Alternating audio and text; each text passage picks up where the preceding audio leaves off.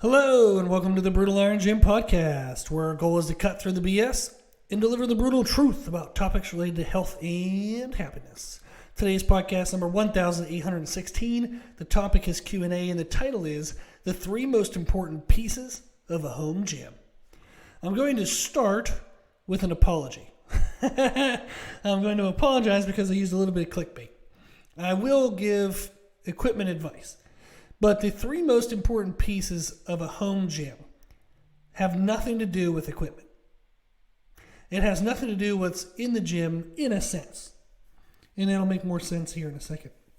But the three most important pieces of a home gym are three components that'll actually help you be more consistent with using your home gym. What I mean by this is you can have the most kick-ass amazing home gym, but if you never use the thing, it isn't really helpful. So I want to touch base on what gets in the way of clients using their home gyms. Number one is a consistent schedule. Number two is a motivating environment. And number three is a planned routine. Now, thankfully, my clients are okay with that, but this is an issue that comes up with a lot of people. So these are the three most important pieces of a home gym: is having a consistent schedule, having a motivating environment, and having a planned routine. What you have in the gym doesn't matter if you don't use it. So we have to focus on being able to use the home gym first, then what is inside of it.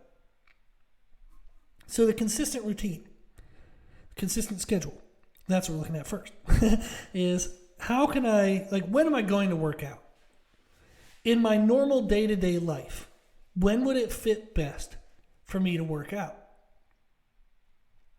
The best piece of advice, that sounds like a broken record, but it's by far the best advice, is to get in bed when the productive part of your day ends.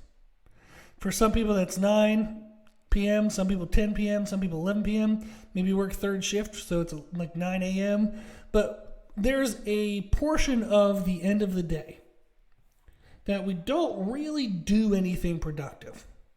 We're kind of zoned out, low on energy, and we consider that our me time. Let me unwind, right? Well, that amount of time, if reallocated to the next morning, would be a great time to work out. What I mean by this is, let's say you have to get up at 6 in the morning, but you don't go to bed until midnight. From 10 p.m. to midnight, were you really doing anything important? Did you really do anything that's majorly impactful, that made your life better, that crossed off a to-do list item for the day? Typically from 10 p.m. to midnight, you'd have done nothing. Doom scrolled on social media or watched a meaningless television or movie. Maybe you would have had some, connection time or me time with a spouse. Well, what we can do is we can reallocate some of that time. Maybe from 10 to 10:30, you could still have that kind of, time with the spouse or whatever it might be. But you want to get into bed and be sleeping a little bit earlier. If you can go to bed at 11 and get up at 5, now all of a sudden you have from 5 a.m. to 6 a.m. where you have a little more energy, believe it or not, once you get your butt out of bed, and you have time to work out.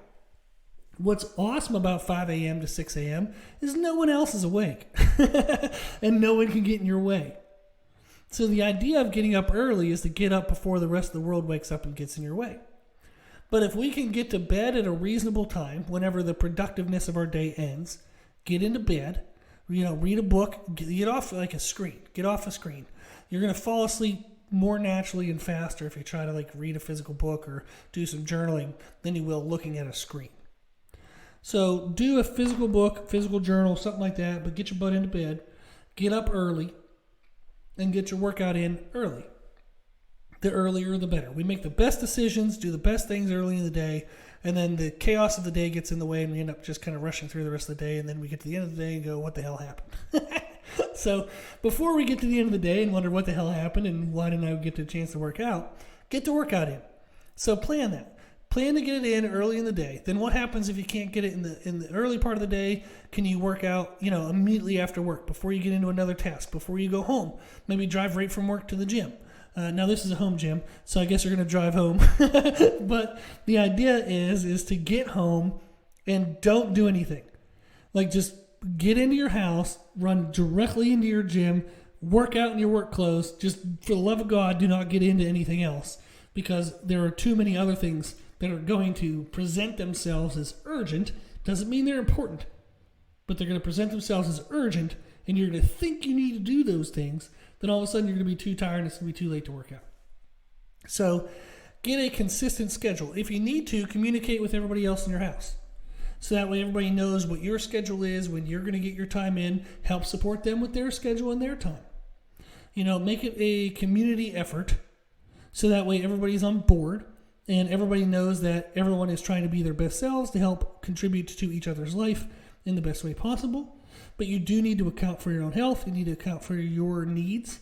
And getting in a workout as early in the day as possible is the best thing. But when are you going to work out? There's no point in having a home gym if you don't use a damn gym. So you have to account for, you have to plan for when you're going to work out. Second thing is to have a motivating environment. Put on some good music. Maybe put up some posters on the wall. Do something that makes the environment exciting, interesting. Slap a coat of paint on the walls, whatever you got to do. Just make it an environment that you'd want to be in. Another tip, and this might be sensitive on some people, so if you don't like this tip, just don't use it, don't follow it. But I would suggest getting seclusion from your kids. If you have young kids, little kids, either take the time to work out. Maybe the first half of the workout, have the spouse or somebody else take care of the kids for a little bit. Give yourself some time. Or you can have a designated area in the gym for them. But to just have your kids roaming around the gym, you're not going to be focused as much as you could be on what you're doing, especially if you're doing technical lifts like powerlifting things or like Olympic lifting things, and your kids are running around and you don't quite know where they are. Maybe you step on them or you're afraid to hit them with the barbell. You're just not going to be paying attention to what you're doing with 100% of what you could be giving. So I would recommend you get some seclusion, you get some control over your environment, so that way you can give 100% attention. So for example, I give my clients video, like we do video reviews every week. And I'll say, hey, on your squat, it looks like when you start the squat, we kind of like dip our, so one client, for example, they bend their knees. They have this uprighted position when they walk out their squat, and then they just start down by just pushing their knees forward. And then about halfway down, then they start to push their butt back, but the squat is already kind of weird by the time they started, because the knees only went forward instead of the knees going forward and the butt going back at the same time at the beginning. So they have on note cards what they want to remember. Well, if you don't have seclusion, if you have a chaotic environment, you're not going to remember your cues. You're not going to remember like the extra little nuances of things. And if you're working out and you're just going through some motions, getting some sweat going, totally fine. But if you need to do some technical things, if you need to have mental attention with what you're doing, try to get some seclusion, try to get yourself in an environment to where you can focus on what you're doing. But music is going to help. Posters are going to help. Putting the kids in a designated area so they're not free roaming around and getting in the way. That might be a good thing to try, if you want. But the environment you have will absolutely make or break the workouts. If you don't have a motivating environment, once you get a little tired and you take like a little bit of a longer break, so maybe you have to take a 3-minute rest for something, all of a sudden then if it's like, oh man, it's kind of quiet in here, or it's kind of drab, like nothing's exciting in here. You start to notice your environment more when you start to take longer breaks, and that can detach you from the workout, that can take you away from the workout. So the first thing is a consistent schedule. The second thing is a motivating environment. The third thing is a planned routine. Know what you're doing before you get in there. If you go in there and try to figure it out, you're probably going to feel overwhelmed. You're not going to be sure what to do. You're not going to know all the options. You're just going to put together some muddly mess and then quit in 20 minutes. So you want to have a routine ready So that way, if you go through all the freaking effort of making the home gym, you go through all the effort of making it a great environment, you go through all the effort of setting the time aside to use the gym, then you get in there and you don't know what to do, it's demotivating. So you can hire a coach. You can get free programming. I'm in the process now of putting up even more free programming on our website, www.brutalirongym.com. So you can go to free programming. I think that's the page title. But on our website, if you go to www.brutalirongym.com, one of the pages is free program examples. And on that page, I'm going to be putting up more programs that people can use for free. That way you can just kind of get some good programming, see the way I structure my programming for clients. If you like it, you can hire me. If you don't, just use the free stuff. Well, actually, if you didn't like it, then you probably won't want to use it. But it's pretty good programming. I don't know why you wouldn't like it. So I'm putting it on there for free. But you can check out our website for free programming. You can hire a coach. You can get an app on your phone, whatever it is. Just get something that you have a planned routine so you know what you're doing when you get in there. Those are the three most important pieces of a home gym. Consistent schedule, motivating environment, planned routine. Now, the stuff that you probably actually listened in for is what do I recommend for a home gym? It depends on budget. It depends on the style of training that a person does. But typically, home gym, I have one client that we do rehab work for an old shoulder and knee injury. We're also doing strength training around squat, bench, deadlift, and then just overall functional fitness. If he builds some muscle, great. He just wants to feel better in his skin and be able to move himself better. So a squat stand is something we started with. So for example, he has a $2,000 budget. So we started with a squat stand. Then we got a good barbell that was a multi-purpose barbell you could use for Olympic lifts and powerlifting. And then we got economy bumper plates, 45s and 25s. We're just going to do the smaller plates by metal, like metal 10s, 5s, and 2.5s. Then you can just get those off Amazon or Craigslist, Facebook Marketplace, stuff like that. Then we went with an adjustable bench and some bands. That's the base of the gym. I showed him links from Titan because it's certainly good enough quality for a home gym and one person using it. Maybe not the best for a commercial gym quality. Yeah, since I own a commercial gym where I have, dozens of people beating up my machines all day, I'm going to go with probably something a little more heavy duty. But Titan makes great stuff. They make 11 gauge steel, things which would be standard for commercial grade stuff. But I have a Titan squat stand link that I sent them with a 3x3 post with 1-inch holes because it allows for just so many accessories to be added to that. Then we went with their Titan Olympic bar. We went with the economy bumper plates, the Titan adjustable bench, and then the light band set. And that's going to help them cover pretty much all the bases. And then some extra things we have is for dumbbells. We could pick up a small couple sets of dumbbells off Facebook Marketplace. They could save up to get an adjustable set, whether it's power blocks or the new bells. There's a whole bunch of different options out there. We could get a pulley system. Spud Inc. makes a great tricep and lat pulley system, which you can use for cable exercises, to mimic a functional cable column. You can do lever arms off the squat stand to give a lot more exercise options. You can do the plate-loaded leg extension, leg curl. They make also a standing leg press, like a linear hack squat. Those are all under $1,000, and they give a ton of extra options for lower body.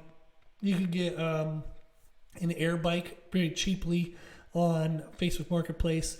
Usually air bikes you're going to find a top end, you're looking at $600, $800, but there are some for just $100, $200 you can get, and that's a great way to kind of warm up the body. Use that for cardio circuits between weight training. You can have a lot of fun there. You can do a dip attachment. That gives you the chance to do dips. You can set it really high off of one of the rack posts and do neutral grip pull-ups. So there's a lot of options we can pick, but the basics of a good home gym are going to be some kind of squat rack or stand, a good barbell, and then some bumper plates. From there, I would definitely add an adjustable bench and some bands because you can do a lot of crazy stuff with bands. And then you want dumbbells, maybe kettlebells. Usually adjustable options are going to be great to save space. And then from there, it's really kind of specialty stuff like the pulley system. Like we talked about, maybe getting a machine here or there if you have the space for it. But those are typical recommendations that I give. I have had clients that have outfitted great home gyms for $2,000 or less. I have some clients that spent more, $3,000, $4,000, $5,000, but they kind of accumulated it over time, and that's kind of helped them spread out that cost. So maybe they started with $1,000 worth of stuff, then birthday, Christmas rolled around, they got a couple more things, another birthday, Christmas rolled around, a couple more things, maybe a bonus at work rolled around, a couple more things. You just slowly piece it together as you can. But the basics of a home gym is going to be a squat rack or stand, good barbell, and bumper plates. If you have that, you're going to have a lot of things that you need.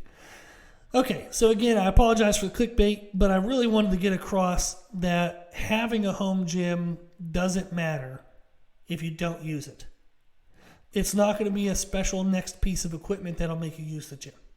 It's a consistent schedule, motivating environment, and a planned routine.